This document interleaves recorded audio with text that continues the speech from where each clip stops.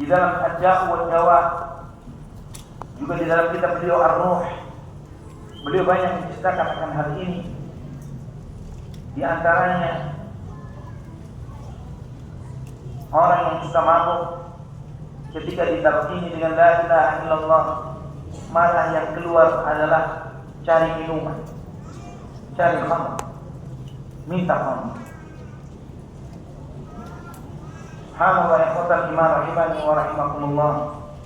Ada yang kata Imam Ibnu Qayyim, karena dia memang ketika hidupnya suka main catur, yang keluar saksek. Ya, yang harusnya la ilaha illallah, yang keluar adalah ini. Terus kalau yang dia biasa main judi dan lotre, apa yang keluar? Ini menyedihkan bahwa transaksi judi online di negeri kita itu sudah melewati 2.000 triliun, 2.000 kuadriliun. Ini duit bisa bayar utang Indonesia, tapi oleh warga negara Indonesia pakai judi. Dia ikut judi online dan penggunanya lebih dari 160 juta penduduk Indonesia. Penduduk kita berapa? 260 tahun. La ilaha illallah Muhammadur Rasulullah. Ya kan nggak mungkin kita katakan semua yang mati ini kafir semua. Ya. Kalau dia muslim main judi online, muslim apa yang ngajarin dia untuk main judi? Islam mana yang ngajarin judi? Islam mana yang ngajarin riba? Islam mana? Ini harus ditanamkan ke dalam diri kita, ya ikhwatillah rahimani wa rahimakumullah. Bahwa takwa itu fi'lul ma'mur wa tarkul mahdhur. Menjalankan perintah, menjauhi larangan. Bukan menjalankan perintah, menjalankan larangan. Ini harus ditanamkan. Apa maksudnya? Salat iya, riba iya, judi iya, maksiat iya. La haula wala quwwata illa billah. SMG, salat terus, maksiat lagi. Ini nggak bikin sehat. Ini bikin mudarat. Ikhwatal iman rahimani wa rahimakumullah.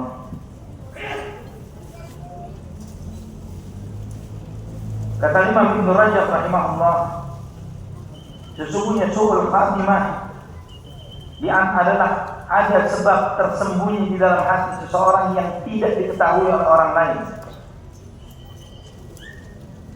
Bisa jadi amalan-amalan buruk atau yang semisalnya, hal-hal yang tersembunyi yang tersingkap pada saat akhir hayatnya.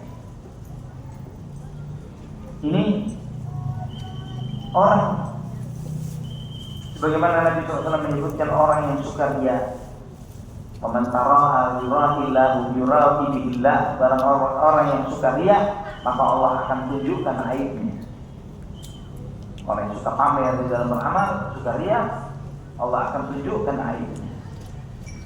Orang yang membohongi, yang niatnya bohong, tidak ikhlas, yang amalnya bohong, hanya ingin dipuji orang, dia itu pada hakikatnya membohongi dirinya sendiri. Dia mengira bahwa dia bisa membohongi orang. Sehebat-hebatnya dia bisa membohongi orang, bagaimana dia membohongi Allah Subhanahu wa ta'ala? Bagaimana membohongi Allah? Dia dengan akal bulusnya mencoba untuk tidak ikhlas di dalam beramal. Allah Maha melihat, maha tahu dengan semua gerakan hatinya. Ya'lamu kha'inatal a'yun wa ma tukhfis sudur. Semua yang tersembunyi di dalam dada Allah Maha tahu. Sampai Allah sebutkan wa hufsila ma fis sudur. Semua yang di dalam dada akan dibongkar oleh Allah nanti di hari kiamat. Semua niat-niat baik dan niat-niat buruk akan tersingkap semuanya. Tidak bisa kita membohongi Allah Subhanahu wa ta'ala. Mustahil. Orang yang tidak ikhlas dalam beramal, dia pada hakikatnya membohongi dirinya sendiri. Dan terkadang kata beliau, kata Imam Ibnu Rajab,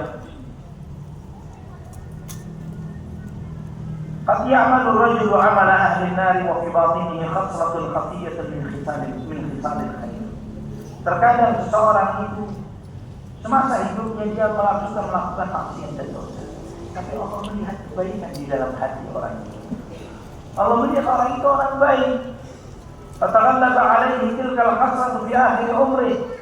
Maka hal baik yang ada di dalam hatinya itu dimunculkan oleh Allah di akhir hayatnya. Fatujibu lahu husnul khatimah. Maka mengantarkan dia kepada husnul khatimah. Tidak sedikit orang-orang yang seumur hidupnya banyak dosa, banyak maksiat, tapi menjelang akhir hayatnya dibuat baik oleh Allah Subhanahu wa taala. Dibuat baik. Orang pasti ingat, wah ini dulu yang preman, dosa tidak pernah dicoba, semua dicoba oleh dia. Tapi 1 tahun, 2 tahun, beberapa bulan sebelum kematiannya, Allah perbagus dia. Subhanallah. Contoh yang seperti ini banyak kita lihat di sekitar kita. Mungkin di antaranya teman-teman kita. Kita melihat dulunya sangat fasik waliyahulillah. Ada seorang teman rahimahullah sudah wafat beliau. Ketika menceritakan masa kelamnya ya ikhwahillah, contoh bahwa dosa apa yang tidak pernah dicoba, dia pernah coba. Dia pernah jadi Yahudi, pernah jadi Bahai.